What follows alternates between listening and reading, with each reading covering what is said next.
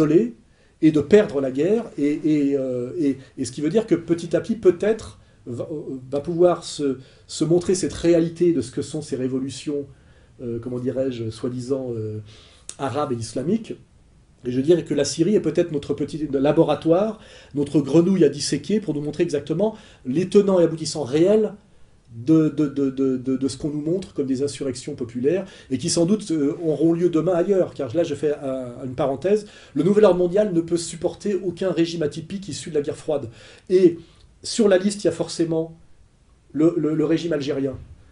Car malgré toutes les compromissions, les alliances croisées de la junte militaire algérienne qui est prête à tout pour survivre, le nouvel ordre mondial ne peut pas tolérer une junte militaire dans un pays qui en plus s'oppose au retour des Juifs qui ont été chassés d'Algérie en 62 par le FLN pour collaboration avec l'occupant via le décret Crémieux, car je rappelle à tous ces Juifs algériens qui donnent des leçons aujourd'hui d'anticolonialisme, de droits de l'homme, etc., qu'ils ont été chassés d'Algérie et qu'ils ne peuvent toujours pas y retourner pour collaboration avec le colon, hein, via le décret Crémieux, donc qui ne se mettent pas dans le camp comment dirais-je, des amis des colonisés. Ils étaient du côté des colonisateurs, ils étaient OAS, comme d'ailleurs toute la famille d'Enrico Macias, et c'est pour ça qu'ils ne peuvent pas y retourner. Donc ils ne changent pas de camp comme ils savent le faire à chaque fois, pour se retrouver du côté des gentils, comme l'ont fait exactement les esclavagistes juifs américains qui d'un seul coup se retrouvent anti-esclavagistes, alors qu'ils étaient les plus gros armateurs de bateaux de la traite négrière.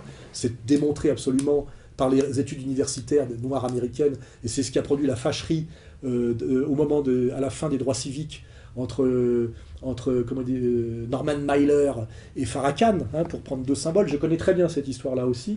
Voilà. Je fais une petite parenthèse. Là, dans le calendrier de mise au pas de tous les régimes atypiques, il est prévu que l'Algérie, la junte militaire algérienne tombe. Et elle est, à mon avis, dans le calendrier. Elle est sur la liste.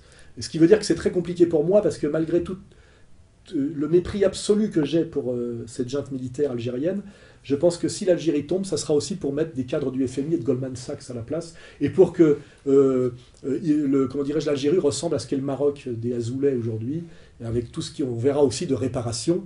C'est-à-dire qu'on voit très bien qu'il y a des pressions qui sont faites tous les jours pour que les Juifs qui ont été chassés d'Algérie pour fait de collaboration avec le colonisateur et le colonisateur revendiquent quand même non seulement d'y retourner, mais de récupérer les biens dont ils estiment avoir été spoliés. Hein, voilà. Donc tout ça, on verra ce calendrier se mettre en place, etc.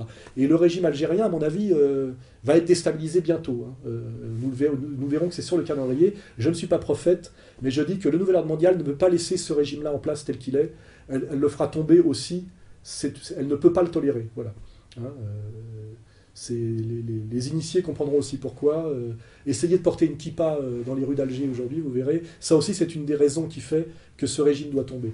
Voilà.